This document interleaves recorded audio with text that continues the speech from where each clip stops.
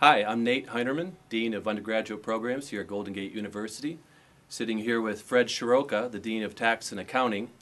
And Fred, I have a question for you. Please. Please help us understand what an accountant really does. Um, that's a tough question. I can tell you what the world thinks accountants do. Can I start there and then move forward? Please do.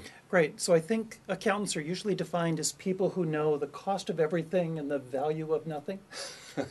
You know, you take a look at the descriptions that you read in the media about accounting being all about bookkeeping, etc. It's really a lot more than that. You begin with what is accountability. You know, personal accountability is pretty easy to explain, right? It's the assumption of responsibility for your own actions. And we see, gee, I've got family members who have not taken accountability for their own action, for their own financial planning, right? And probably for things like showing up on time for family dinners and things like that. Right. You know, we see businesses and we talk about corporate responsibility where companies don't feel that they are accountable for things they might do, the externalities like the environment. Absolutely. I got to tell you, governments, if you take a look at accountability of government officers, a book I just read recently talked about the fact that if the environment fails, it's all the accountant's fault. Seemed a bit extreme, but the author said no, because the way that governments decide their actions is based on measures called gross national product and gross domestic product.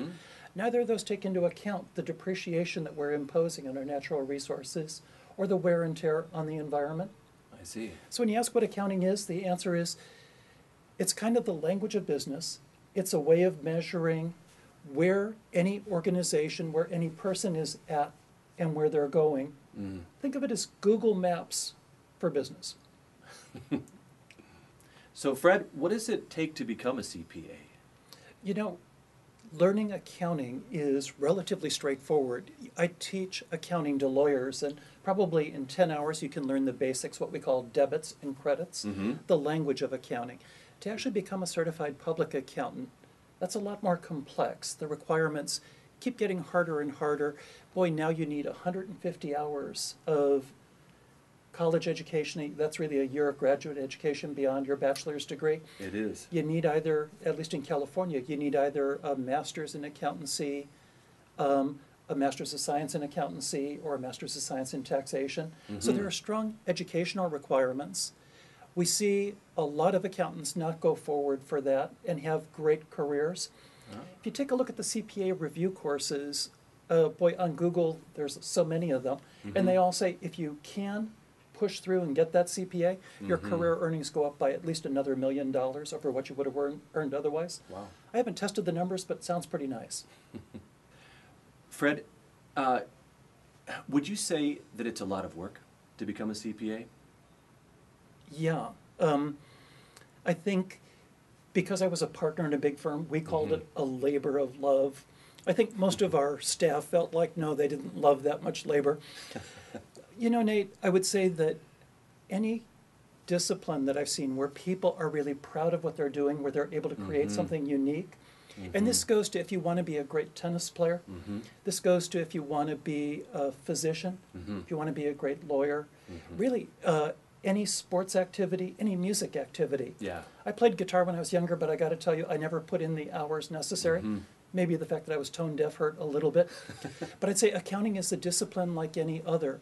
You get out of it what you put into it. But yeah, I would say that throughout my career, I was constantly battling with what we call the work-life balance, trying to maintain flexibility. And the answer is if you care about something and you're excited about it, you're drawn into it. But can you go too far into it? Absolutely. Do you get greater rewards the more energy you put into it? Yeah, it's the kind of career that kind of grows on you and you grow with it. So Fred, what kind of career paths exist within accounting? Gee, Nate, it's the traditional description of accounting tends to refer to going to work for public accounting firms. The field's really a lot bigger than that. There are so many different paths that people who start out in accounting follow. You're learning the language of business. I'd say that for the public accounting firms, we tend to break it down into management accounting, that is helping people make better decisions by figuring out where they're at and where they're going. financial accounting, which is where you actually help investors know how their investments are doing. So you're reporting out to other people. Tax accounting, you know, you're doing the same thing. Every year you're letting the government know how the business did so they can figure out how much income tax to charge you. We do see the separate category of attest or auditing, where what you do is you vouch for someone else's financial statements as a category within that financial accounting. But those are just the public accounting, the service business side. Also within private industry, we see all kinds of opportunities for accountants. So I would just say that it's a great discipline to learn to understand how businesses work, how you can interact with other people. If you want to go into the service industry, public accounting is a super way to start. But we see our graduates going off into all kinds of different endeavors and reporting back to us periodically that they've either discovered something new or they've used their skills to enhance something else that they do. Okay, Fred, so let's talk about the economics here. Given these various paths, how much do accountants make? Boy, the Bureau of Labor Statistics has some nice numbers that say accountants make a good living. I think the median might be high 70s, low 80s, something like that. So it's a good career. On the other hand, if you take a look at some of the discussion threads in things like monster.com, what you can see is people who go to work in the large accounting firms easily top $100,000 a year. And if you make it up to what's called a partner, which is the top level within these big accounting firms, the numbers start to have 2 commas in them. If you're better than, let's say, average, the average is probably a little bit below that. So the answer is there's great economics in it if you're willing to put in really long hours and hard work. I would say the median is a good, solid living for people who maybe work in industry. And in terms of where I'd place it relative to the other professions, I'd say it's clearly an industry that continues to grow. The demand is there. Availability, demand. Yeah, and so we wound up with, I think out of 26 students in our day program who were going for internships, I think at least 25 out of 26 got an internship. 19 of those were with what we call Big Four firms. So I'd say there is just real demand, and that leads me to believe that future compensation will go up pretty good now, headed in the right direction. So Fred, if people are interested in pursuing more information about accounting, where would they go?